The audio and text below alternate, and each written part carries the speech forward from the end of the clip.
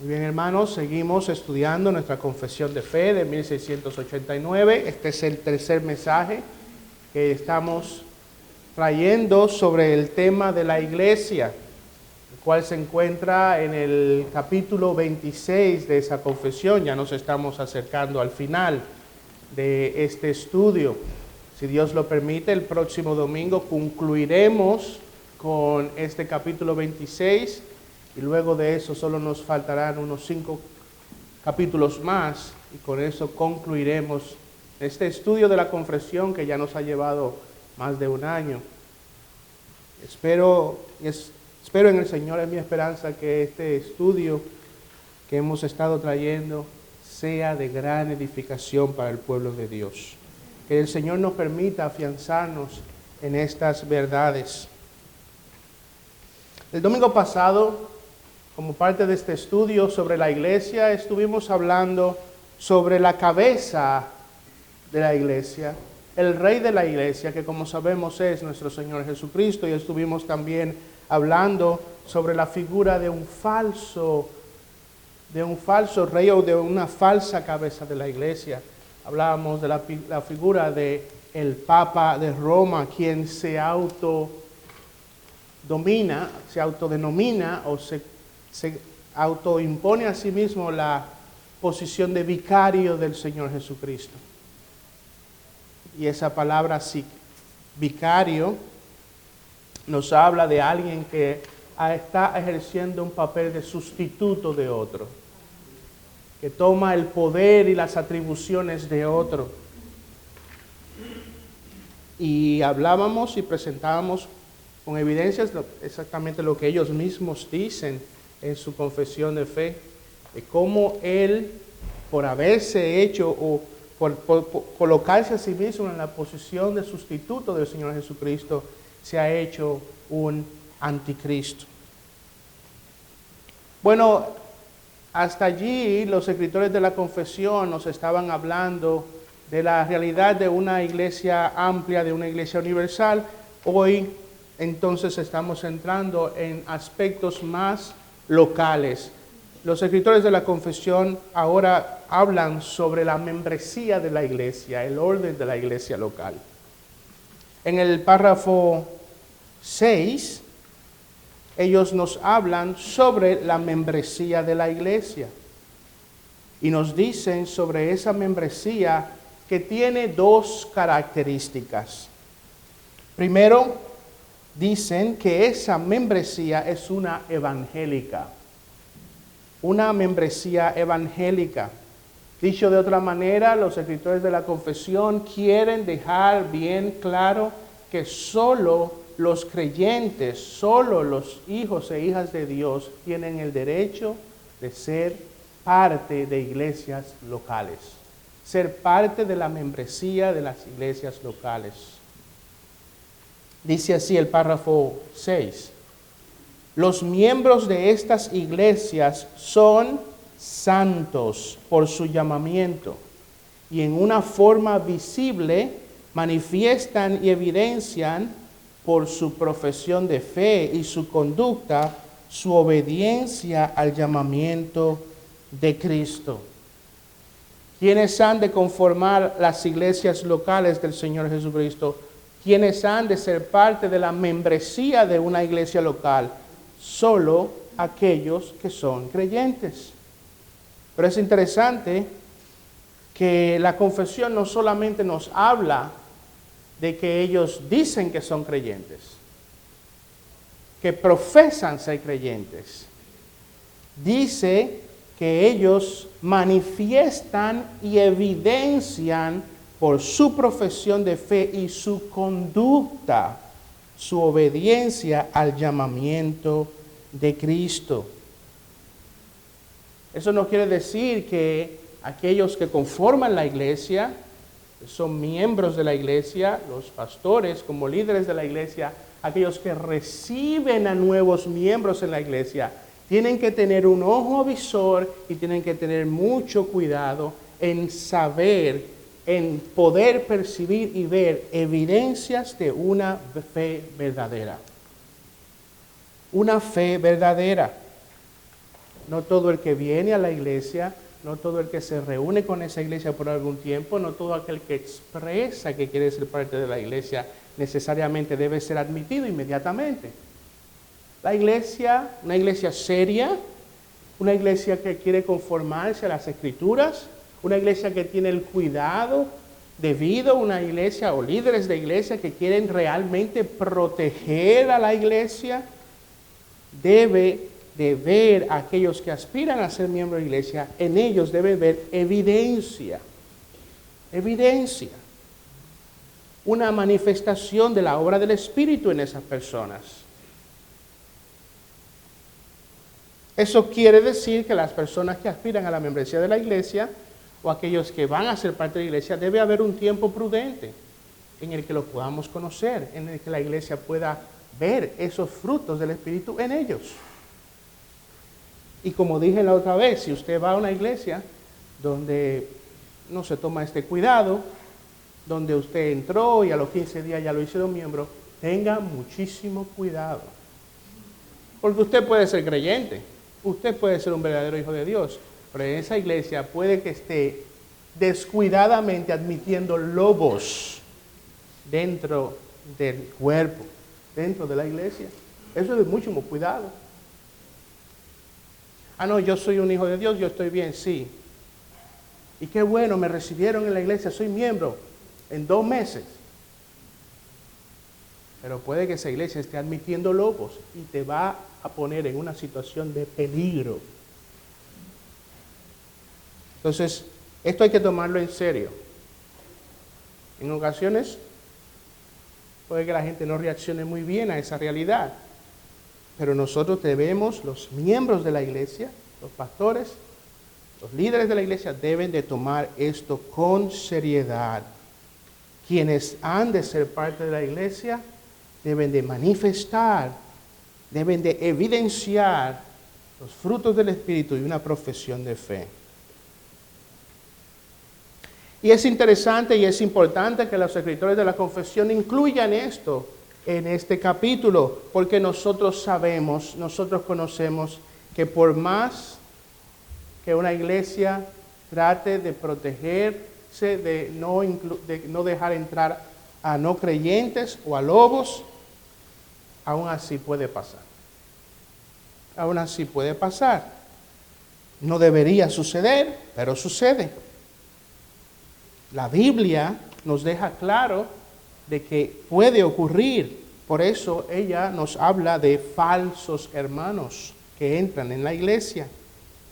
Nos habla de lobos que se levantan en medio de la iglesia. Ahí en la tercera carta de Juan, en el verso 9, se nos habla de un Diótrefes. Y según algunos comentaristas se entendía que él era uno de los líderes de la iglesia, pero él era una persona que abiertamente se oponía a las enseñanzas del apóstol. Era una persona calumniadora, era una persona sectaria. No era un verdadero creyente. La misma Biblia nos habla de Ananías y Zafira, quienes vivían y eran abiertamente dentro de la iglesia, eran parte de la iglesia, pero se nos dice de ellos que vivían en hipocresía y que mentían al Espíritu Santo. Así que la Biblia es muy realista y clara al presentarnos la realidad que en iglesias locales hay personas que se pueden colar, que no son verdaderos creyentes. Y eso debe de abrir nuestros ojos y debe de apercibirnos de tener en claro esa realidad y de tener el cuidado debido como miembros de la iglesia de a quienes se admiten como parte del cuerpo de la iglesia local. Bueno, nos dice allí que los miembros de la iglesia han de ser creyentes, esa membresía debe de ser evangélica. Pero en segundo lugar, se nos dice que esa membresía debe de ser voluntaria. Es voluntaria. El párrafo 6 dice, y en una forma visible manifiestan y evidencian por su profesión de fe y su conducta, su obediencia al llamamiento de Cristo. Y voluntariamente acuerdan andar juntos conforme al designio de Cristo, dándose a sí mismos al Señor y mutuamente, por la voluntad de Dios, profesando sujeción a los preceptos del Evangelio. La membresía de una iglesia es voluntaria, no es por coerción, no es por obligación, se debe realizar libremente. Una persona debe querer ser parte de la iglesia local. Una persona debe querer ser parte de los hermanos, de ese cuidado mutuo. Esa persona tiene que libremente amar a la iglesia local. Esa persona voluntariamente debe de decidir sujetarse al liderazgo de los pastores en la iglesia local. Esa es una de las preguntas que se le hacen a los aspirantes a miembros en las entrevistas. ¿Puedes tú, con limpia conciencia, estás tú dispuesto a sujetarte al liderazgo de los pastores? Y la persona debe de afirmar eso. Vienes y te haces parte de una iglesia local, esa iglesia ya tiene diáconos, esa iglesia ya tiene pastores, personas que han sido reconocidos por esa iglesia local y voluntariamente, con limpia conciencia, con un espíritu tranquilo, debes de querer ser parte del cuerpo y de su liderazgo. Ahora, no solamente se nos dice aquí que la membresía debe de ser voluntaria, sino también se nos dice que esa membresía tiene un aspecto vertical y horizontal. Esa membresía es primeramente en amor y para la gloria de Dios, pero también, en amor, compromiso y para la gloria de Dios, y también en amor y compromiso para los hermanos, para con los hermanos. Voluntariamente esa persona que desea ser parte de la iglesia, dice que acuerda, se compromete a andar juntos con esa iglesia y que lo hace libremente. Esa persona acuerda, se compromete a darse a sí mismo al Señor y a sus hermanos. Se compromete con el cuerpo a darse a sí mismo para el bien de los demás, en amor por los demás. Eso quiere decir que la membresía implica un compromiso los unos con los otros. Esta membresía trae implicaciones arraigadas en el amor. Esa membresía quiere decir que tú te comprometes a que en tu vida y en tu interacción con los hermanos, las cosas que vas a hacer va a ser para el bien y la edificación de ellos. Tú te comprometes que en tu vida y en tu desarrollo en la iglesia no vas a hacer nada que sea en detrimento de tus hermanos.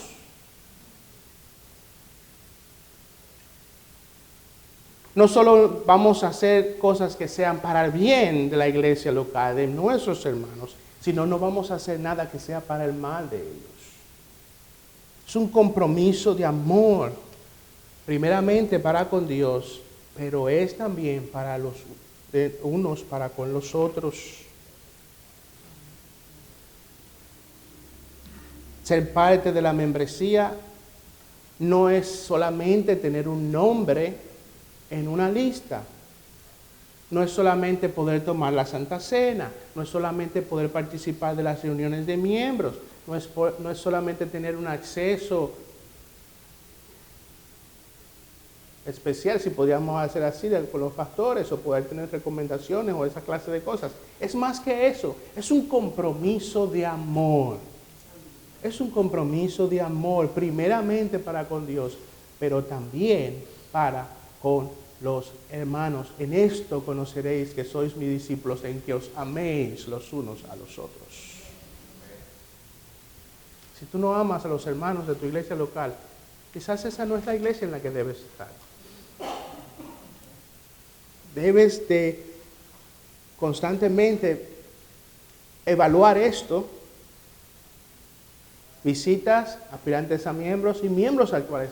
Debemos de estar constantemente evaluando esto. ¿Realmente yo tengo un compromiso y un amor para con mis hermanos? ¿Está mi conducta?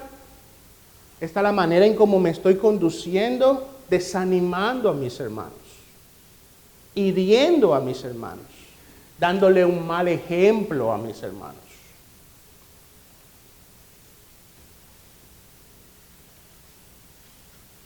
La membresía de una iglesia es un asunto serio.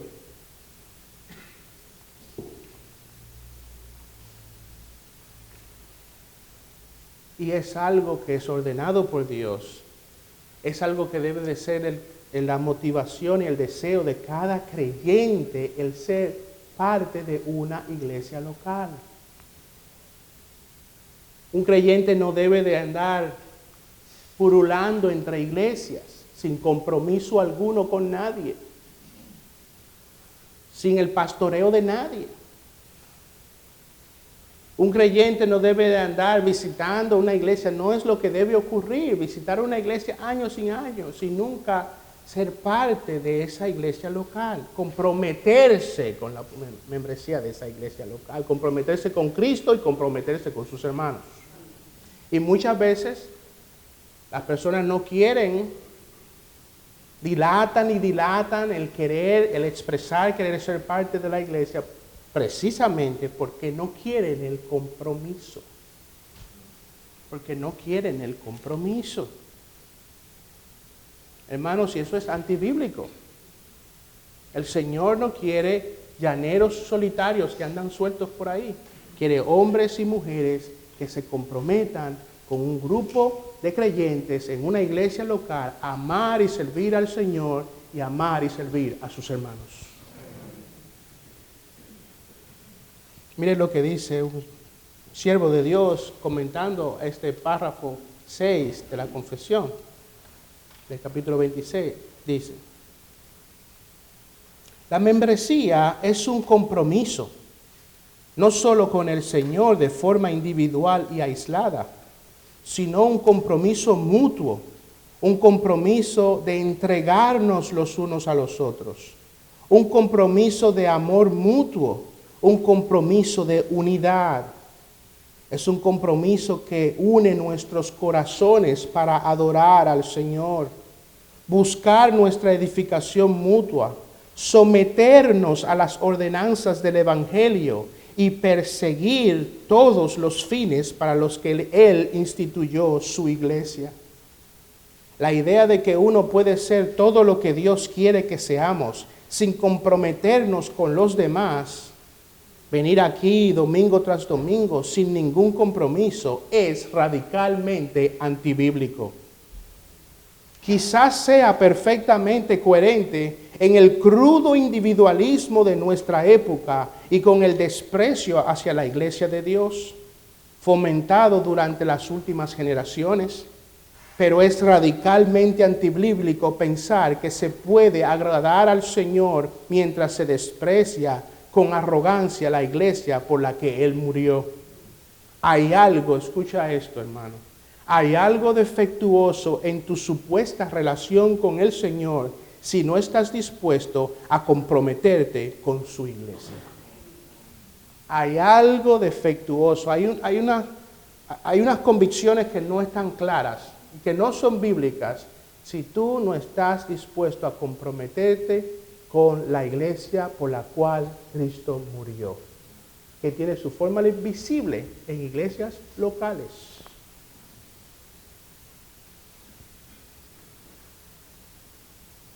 Obviamente, como dije anteriormente, el entrar a ser parte de la membresía de la iglesia es algo que toma un tiempo prudente. Y nos alegra en el corazón ver a personas que vienen aquí, duran algunos meses, lo piensan bien, están evaluando la iglesia y dicen: queremos ser parte de la iglesia.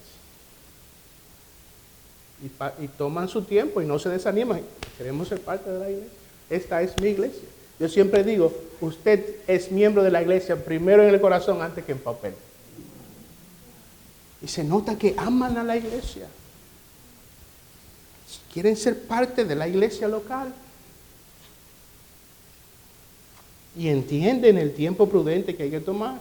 Y también nosotros entendemos que hay circunstancias por las cuales una familia puede tomar cierto tiempo. Me llega el caso de una familia que está visitando nuestra iglesia, que todavía no han decidido si se van a quedar en el estado de New Jersey. Pues es lógico que ellos no puedan, por limpia conciencia, unirse a la membresía de la iglesia, pues no saben si se van a quedar en New Jersey. Entendemos esa clase de cosas. Entendemos que hay un tiempo prudente que cada visitante debe de tomar. Tiene que conocer a la iglesia, tiene que conocer lo que cree, tiene que evaluar. No podemos hacer las cosas sin conocimiento, que no os falte conocimiento, dice la palabra de Dios. Pero estar ahí años y años y años sin comprometerse con la iglesia, sin comprometerse en estar en la iglesia, no es lo que el Señor quiere para sus hijos. Él quiere que seamos parte de una iglesia local. Quiere que sirvamos en esa iglesia. Quiere que crezcamos en esa iglesia. Quiere que estemos bajo la guía y el cuidado y la disciplina de esa iglesia. Oh, hermanos, evaluemos nuestros corazones. ¿Por qué razón no soy ya miembro de la iglesia? Porque no me he comprometido. ¿Por qué no me he comprometido? ¿Qué es lo que me está impidiendo comprometerme? Porque esa es la parte clave. Yo voy a veces aquí y allá, y no es que los pastores son muy estrictos y por eso no me han hecho miembro de la iglesia. No, compromiso. Ocúpate de tu compromiso. Ocúpate de tu corazón y de saber si realmente tú quieres amar y comprometerte con tus hermanos en esa iglesia local. Muy bien. Luego en el párrafo 7, los escritores de la confesión pasan a hablarnos del poder y la autoridad de la iglesia. El poder y la autoridad de la iglesia local. Dice, párrafo 7, a cada una de estas iglesias así reunidas, el Señor, conforme a su mente declarada en su palabra, importante, conforme a la palabra de Dios, ha dado todo el poder y autoridad en cualquier sentido necesario para realizar ese orden en la adoración y en la disciplina que Él ha instituido para que lo guarden, juntamente con mandatos y reglas para el ejercicio propio y correcto y la ejecución del mencionado poder. El Señor Jesucristo ha dado a la iglesia local el poder y la autoridad de poder ejercer o llevar en práctica todo aquello que Él ha mandado en su palabra y lo que ha instituido en su palabra. Y aquí los escritores de la confesión nos están hablando de ese poder y esa autoridad en relación a la autonomía y la independencia de las iglesias locales. Cada iglesia local, de forma individual, de forma independiente, autorizada por el Señor, facultada por el Señor y por su palabra, tiene la libertad de llevar a cabo las diversas tareas que Él le ha asignado. El Señor le dice a sus hijos, prediquen el Evangelio. Bueno, esa iglesia local ha sido autorizada y designada por el Señor a llevar a cabo esa tarea. Pero lo hace dentro de su individualidad y dentro de su independencia. Por ejemplo, Aquí hay hombres, como parte de la iglesia, van y predican en un centro de rehabilitación. Pero eso no quiere decir que todas las iglesias locales tengan que hacer exactamente eso, en esa encomienda de predicar el evangelio. Hay otras que regalarán tratado, hay otras que irán de casa en casa, hay otras que hacen una cosa y otras que hacen otra. Y cada iglesia local tiene el poder y la autoridad en Cristo de llevar a cabo esa tarea de forma individual y de forma independiente. No es una receta que se le aplica a todas las iglesias indiscriminadamente.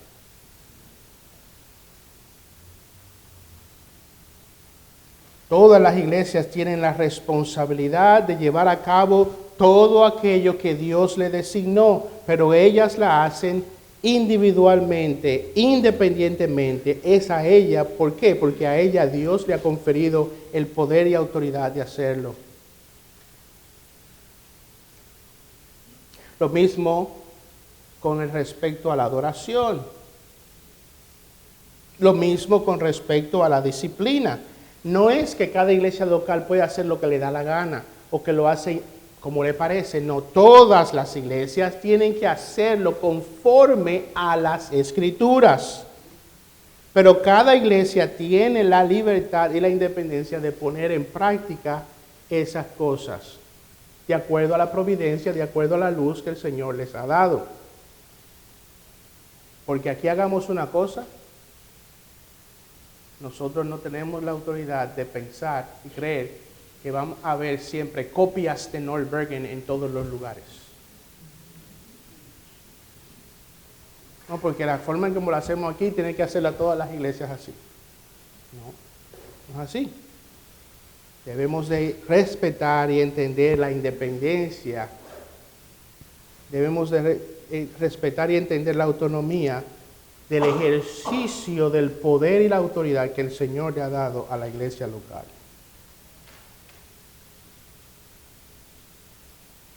Y eso también nos debe de llevar, hermanos, a pensar que ese poder y esa autoridad Cristo se lo dio a la iglesia, no se lo dio a ninguna organización fuera de la iglesia.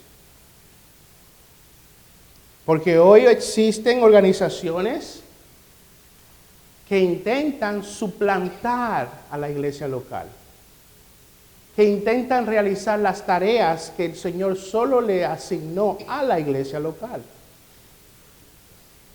Las misiones no son una tarea que el Señor se las puso en las manos de una organización sin fines de lucro. Se lo dio a la iglesia. La disciplina de la iglesia, el Señor no se lo dio a un concilio. Bueno, tenemos un problema aquí, hay alguien que debe ser puesto en disciplina. Bueno, pues esa persona va a un concilio y se queja allá, y el concilio viene y manda a alguien y nos dice a nosotros cómo podemos hacer o no hacer las cosas aquí. No, ese poder se lo dio Cristo a la iglesia. El Señor no autorizó a ninguna corporación para decirnos cómo debemos hacer las cosas. La iglesia tiene el poder y la autoridad en su independencia de hacer las cosas conforme a las Escrituras.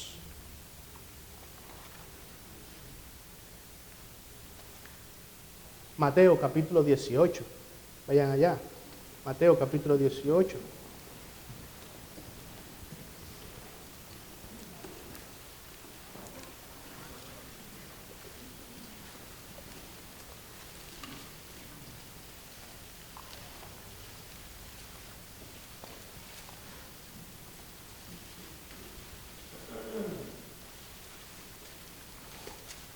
Mateo capítulo 18, el verso 15, dice: si tu hermano peca, ve y repréndelo a solas. Si te escucha, has ganado a tu hermano. Pero si no te escucha, lleva contigo a uno o a dos más, para que toda palabra sea confirmada por boca de 2 o 3 testigos. Y si rehúsa escucharlos, ve al concilio, a la asociación de iglesias del norte de New Jersey, quéjate allí. Eso es lo que dice. Y si rehúsa escucharlos, Dilo a aquel organismo el cual el Señor ha autorizado para ejercer disciplina. Dilo a la iglesia. Y así también, y si también rehúsa escuchar a la iglesia, pues entonces tú tienes otra forma de apelación. Entonces ahí sí ve a la organización. No dice eso ahí. La iglesia tiene autoridad, ha sido conferida por Cristo por esa autoridad. Dice, si no escucha a la iglesia, no hay otra instancia. Sea para ti como el gentil y el recaudador de impuestos. Punto.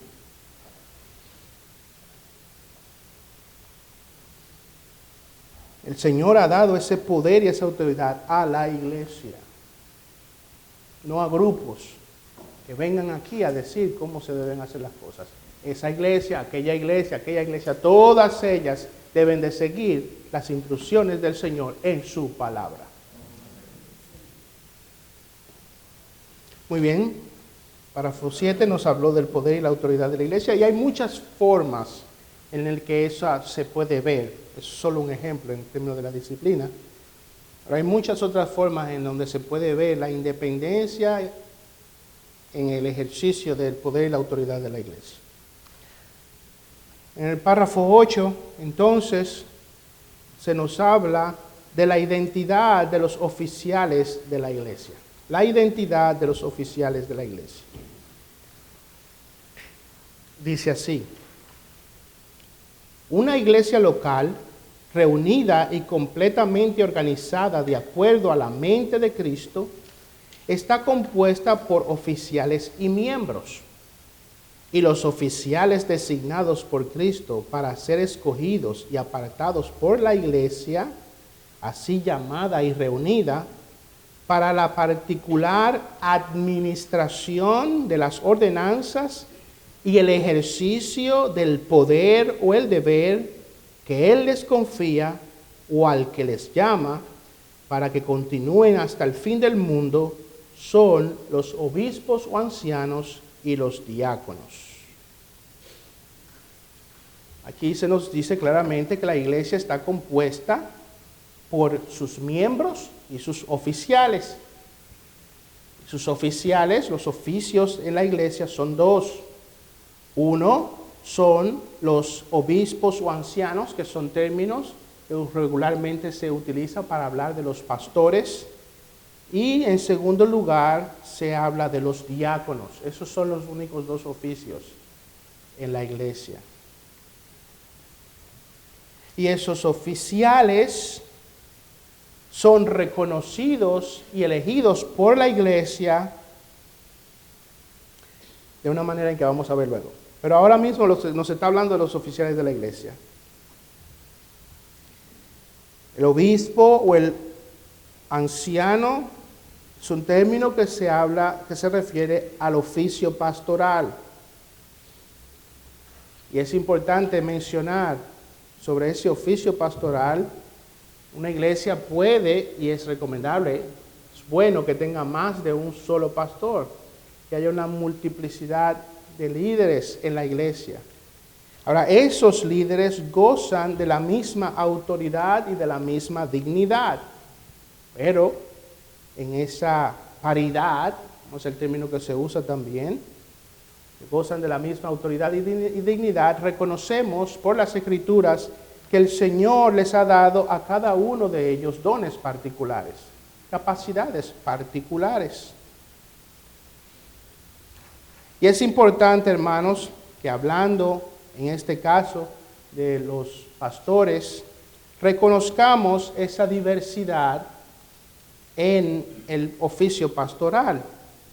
Reconozcamos que Dios ha dado dones y capacidades particulares a cada uno de sus pastores.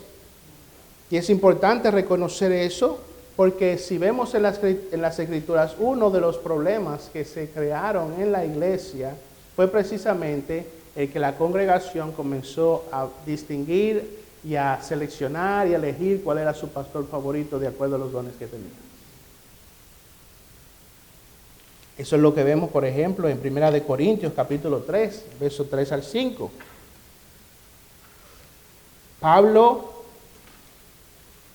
condenó esa actitud de los miembros de la iglesia a comenzar a hablar o a comenzar a ejercer favoritismo o a crear distinciones entre los ancianos de la iglesia o entre los maestros. Dice allí en 1 Corintios, porque todavía sois carnales, pues habiendo celos y contiendas entre vosotros, ¿no sois carnales y andáis como hombres?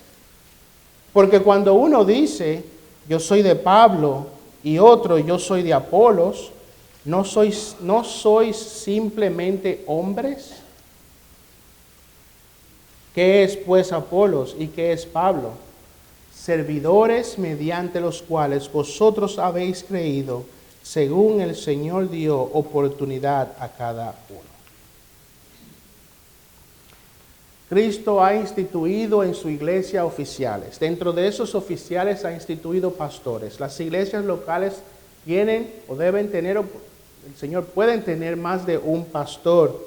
Esos pastores gozan de paridad, gozan de la misma dignidad, gozan de la misma autoridad, pero el Señor ha dado dones a cada uno de ellos. Dios ha dado experiencia a cada uno de ellos y la iglesia debe de entender esa realidad y no debe de entrar en una actitud de favoritismo o de crear divisiones en cuanto a eso. Pablo dice que eso es una actitud carnal. Eso es una actitud carnal. Siempre lo he dicho, que el Señor me ayude a mantenerme siempre así, porque el corazón es engañoso. Si en algo yo no puedo confiar es en mi propio corazón. Pero siempre lo he dicho, donde está el pastor Piñero estoy yo, donde estoy yo está el pastor Piñero. Así que es inaceptable escuchar de los miembros o de los que componen la iglesia decir, no, porque el pastor fulanito me llama más por teléfono, no, porque el pastor fulanito me visita, no, porque esto que lo otro. Eso es inaceptable. Aquí hay un grupo de pastores y esos pastores funcionan como uno. Donde estoy yo está el pastor Piñero, donde está el pastor Piñero estoy yo. Así que técnicamente yo estoy ahora en la República Dominicana.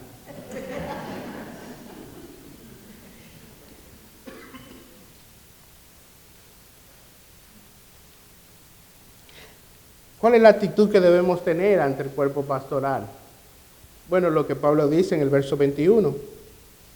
Así que nadie se jacte en los hombres, porque todo es vuestro, dice el Señor. Le doy gracias al Señor por la afabilidad, el amor y la unidad que me ha dado con su siervo. La comunicación que llevamos hasta ahora, el amor que nos expresamos, la confianza. Me alegra que el pastor Piñero pueda decir, me voy y me voy tranquilo. No voy a venir a resolver los problemas que Ariel me va a provocar cuando regrese. Hermanos, oren por esto. Que el Señor nos dé esto. Que hayan otros ancianos y vengan a ser parte de la iglesia y vengan con esta misma actitud. Que nos fortalezcamos unos a otros. Ustedes cuídense de eso. Cuídense de eso. Bueno, se nos habla de los pastores, se nos habla de los diáconos. Ellos son los oficiales de la iglesia. La iglesia está compuesta por esos oficiales y por los miembros. Luego, por último, en el párrafo 9, se nos habla de la ordenación de esos oficiales en la iglesia. La ordenación de esos oficiales en la iglesia. El Señor ha designado una manera en la cual esos oficiales van a ser reconocidos. Párrafo 9 dice, la manera designada por Cristo para el llamamiento de cualquier persona que ha sido cualificada y dotada por el Espíritu Santo para el oficio de obispo o anciano en una iglesia es que sea escogido para el mismo por común sufragio de la iglesia misma y solemnemente apartado mediante ayuno y oración con la imposición de manos de los ancianos de la iglesia, si es que hay algunos constituidos anteriormente en ella. Y para un diácono que sea escogido por el mismo sufragio y apartado mediante oración y la misma imposición de manos. Párrafo 9 nos está hablando cómo se reconocen y cómo se ordenan estos oficiales en la iglesia. Y es interesante, y quiero que prestemos atención a la manera en cómo deben ser presentados o reconocidos estos oficiales, porque los escritores de la confesión nos recuerdan que el acto del reconocimiento de oficiales es un acto solemne, es un acto solemne, es un acto que debe llevarse con cuidado, es algo que la elección de futuros pastores y diáconos es algo que debe de hacerse con mucho cuidado, debe hacerse con ayuno y oración, dicen ellos.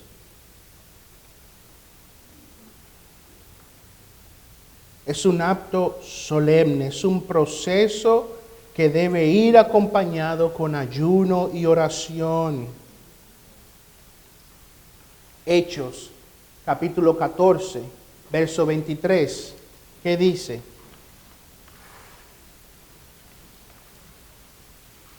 El Señor nos da instrucciones de cómo se reconocen oficiales en su iglesia. Hechos 14, 23 dice, después que les designaron ancianos en cada iglesia, habiendo que orado con ayunos, los encomendaron al Señor en quien habían creído. Un proceso solemne que requiere oración, que requiere la guía del Espíritu Santo, requiere ayuno, cuidado. Ahora lo otro, no solo nos hablan de la solemnidad de esto, del reconocimiento de oficiales, nos hablan del cuidado que debemos de tener en el reconocimiento de oficiales, también nos hablan de que la elección de hombres para ser oficiales en su iglesia es uno que se realiza a través del sufragio o el voto de la iglesia. Es la iglesia la que elige los oficiales que han de servir en ella. No son concilios, no son miembros de otra iglesia, no son grupos ni asociaciones que pueden venir a la iglesia local y decir, bueno, este es el pastor de ustedes de ahora en adelante. Aquí está. No, es la iglesia la que elige a sus pastores y a sus diáconos.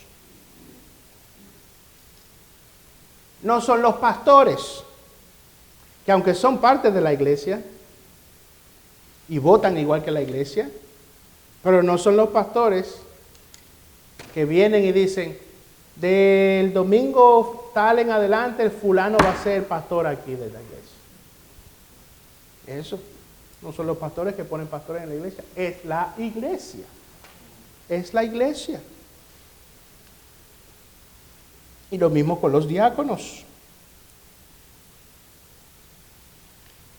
Y la Biblia nos enseña que para ese ejercicio de reconocimiento de oficiales en la iglesia se realiza el voto o el sufragio. Vayan a Hechos capítulo 6, versos 1 al 6.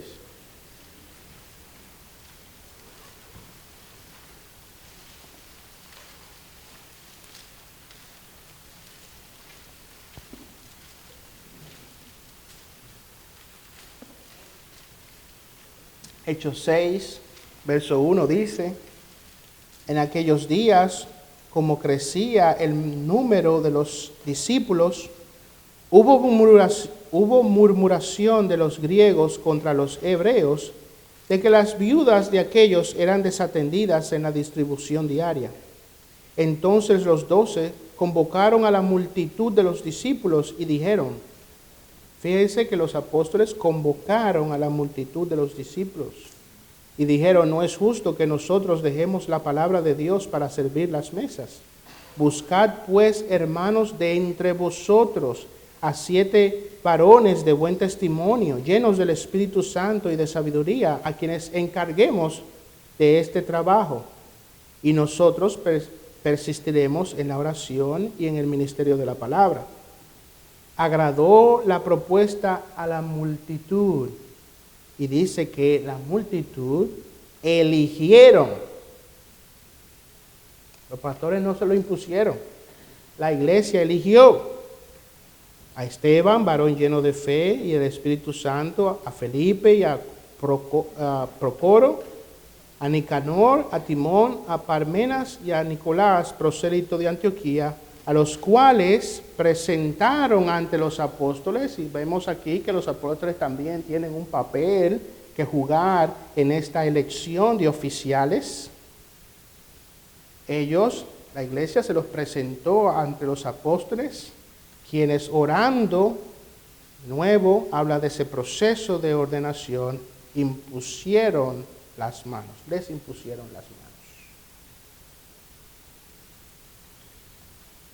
La iglesia elige a sus oficiales. Los pastores son parte de la iglesia y también tienen un papel que jugar en el reconocimiento de esos oficiales. Noten que dice que ellos se lo presentaron a los apóstoles. Los apóstoles, pastores en este caso de la iglesia, tienen un papel que jugar en esa elección. No dice que los eligieron y ya, no. Se los eligieron y se los presentaron a los apóstoles. Hay un papel que los pastores tienen que jugar en este reconocimiento de oficiales.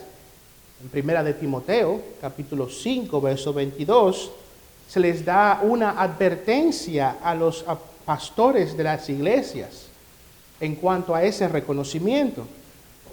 Dice en Primera de Timoteo 5:22, no impongas las manos sobre nadie con ligereza, no impongas la mano, no hagas este reconocimiento de oficiales en la iglesia, no impongas las manos sobre nadie con ligereza, compartiendo así la responsabilidad por los pecados de otros.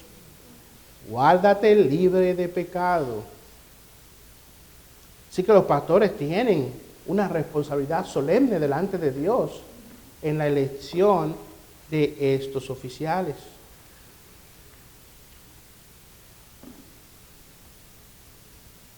Cuando un pastor impone la mano sobre otro, sobre un oficial, él está dando su aprobación, él está reconociendo ese don de Cristo para la iglesia. No debe hacerlo ligeramente.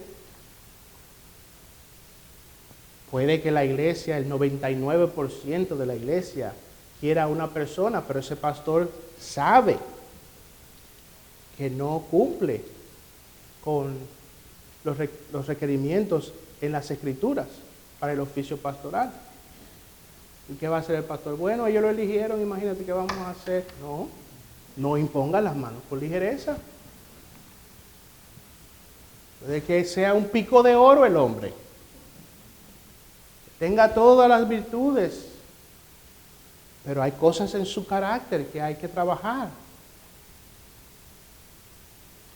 Es una joya, pero no puede trabajar con un equipo.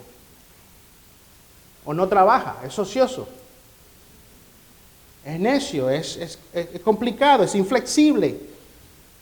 Es impaciente y hay muchas otras cosas que los pastores deben de tomar en consideración. No impongas la mano sobre nadie con ligereza. Hay asuntos del carácter que hay que trabajar todavía. Mire lo que dice 1 Timoteo capítulo 4, 14.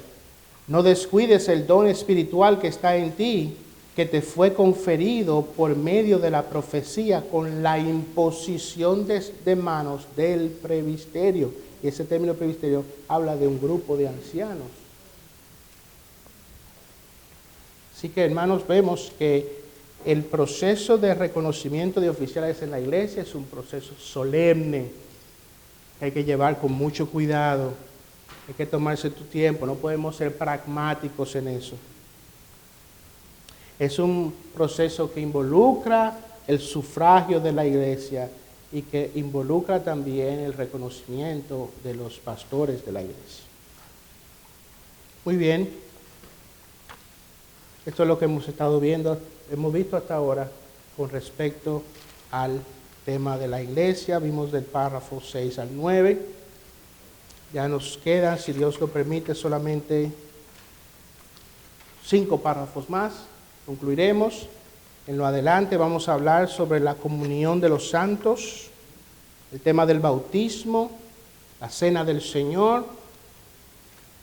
Luego hablaremos sobre la resurrección y el juicio final, y habremos concluido con la confesión de fe. Que el Señor nos ayude en lo que nos queda por delante y que el Señor use estas verdades para la edificación, el fortalecimiento de la iglesia. Vamos a orar.